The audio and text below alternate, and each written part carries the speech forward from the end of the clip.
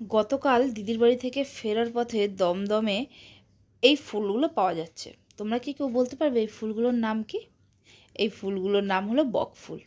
অনেকেরই চেনা, অনেকেরই অজানা। এই ফুলের বড়া খেতে যে কি ভালো লাগে, কিন্তু এই ফুলগুলো অতিরিক্ত ফুটে গেছে। এই ফুলগুলো যখন কড়ি থাকে না, সেগুলো একটা একটা করে পিস যে বড়াগুলো হয়, সেগুলো বেশি ভালো লাগে। আমি ফোটা দেখেও নিলাম, কারণ একজন খুবই বয়স্ক দাদু এই ফুলগুলো বিক্রি করছিল। তো যেহেতু সে খেটে খাচ্ছে, তাই তাকে একটু সাপোর্ট করার চেষ্টা করলাম, এই যা আর কি। তো by the way, welcome back to my channel প্রিয়ার সংসার। আশা করছি তোমরা সবাই খুব ভালো আছো, আর আমিও কিন্তু বেশ ভালো আছি। আচ্ছা, আরেকটা জিনিস তোমাদের সাথে শেয়ার করি। এইটা গতকাল আমার দিদি আমাকে কিনে দিয়েছে। এটা হলো চীনামাটির একটা নুন কৌটো, নুন রাখার কৌটো। যাই হোক, সোশ্যাল মিডিয়ার দৌলতে তো এখন আমরা অনেক কিছুই জানতে পারি, অনেক কিছুই শিখতে পারি।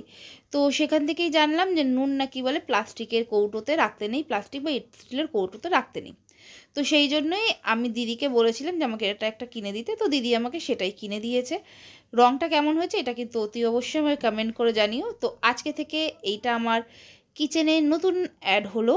তো কেমন হয়েছে জিনিসটা অতি অবশ্যই জানাবে। তোমরাও যদি কেউ প্লাস্টিকের কন্টেনারে নুন রেখে থাকো, তো রেখো না। এই চিনেমাটির এই ধরনের কৌটোগুলো নিতে পারো, দাম খুবই রিজনেবল, 80 টাকা মাত্র নিতে পারো। ঠিক আছে, এর মধ্যে আরাম থেকে 1 কেজি নুন এসে যায়। তো আমার নতুন একখানা রান্নাঘরে জিনিস অ্যাড হলো। এখানে ভাত হচ্ছে, এখানে আমি করছি আজকে মূলো শাক ভাজা, আর রয়েছে এখানে মুসুর ডাল মূলো দিয়ে। আজকে মোটামুটি মূলোর দিন। আর করছি হচ্ছে মূলো ছেচকি, তারপরে বকফুলের বড়া তো রয়েছেই। এগুলোই আজকে রয়েছে আমাদের মেনুতে। যাই হোক না কেন, দেখো আমরা তো মধ্যবিত্ত ফ্যামিলি থেকে বিলং করি। আমাদের কাছে না এই ছোটো ছোটো খুশিগুলো অনেকটা দামি। হ্যাঁ, একসঙ্গে অনেকেই আছে যারা দেখি এই ধরনের ক্রকারি আইটেম অনেকগুলো একসঙ্গে কিনে নেয়। বাট আমরা ওই যে মধ্যবিত্ত, আমরা একটা একটা করে জিনিস কিনি, অসুবিধা নেই। আর আমরা বেশিরভাগ ক্ষেত্রে আমার মতন অনেকেই আছে যারা হয়তো প্লাস্টিকের কন্টেনারে, যেরকম পাড়ার কোনো মুদিখানা দোকানে খালি লজেন্সের কৌটো ঠৌটো এই ধরনের জিনিস থাকে, সেইখানেই জিনিসপত্র আমরা রেখে থাকি। এটা মধ্যবিত্তদের খুব কমফোর্টেবল জোন একটা বলতে পারো। দেখো, কথা বলতে বলতে তোমাদের সঙ্গে এখানে কিন্তু আমি যে বকফুলের বড়া করব, তার জন্য আমি ব্যাটারও বানিয়ে নিচ্ছি।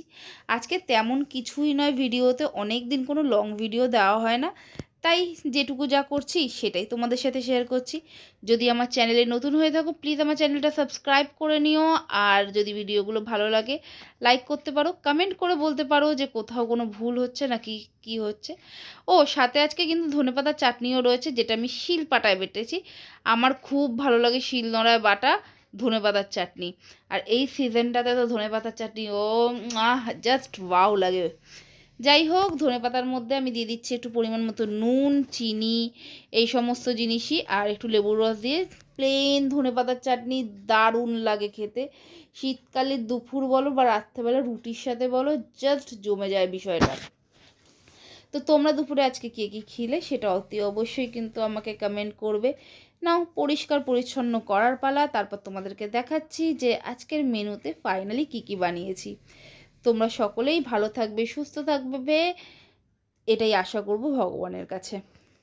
যাই হোক না কেন, শীত কিন্তু পড়তে আরম্ভ করেছে, সকলে কিন্তু ভালোভাবে থাকবে। তো আজকে দুপুরের মেনুতে রয়েছে ভাত, ধনেপাতার চাটনি, রয়েছে মূলো শাক চিংড়ি মাছ দিয়ে, রয়েছে মূলোর ঘন্ট চিংড়ি মাছ দিয়ে, আর রয়েছে বকফুলের বড়া, এখানে রয়েছে মুসুর ডাল। চলো টাটা, বাই বাই, দেখা হচ্ছে খুব শিগগিরই অন্য একটা ব্লগে। সবাই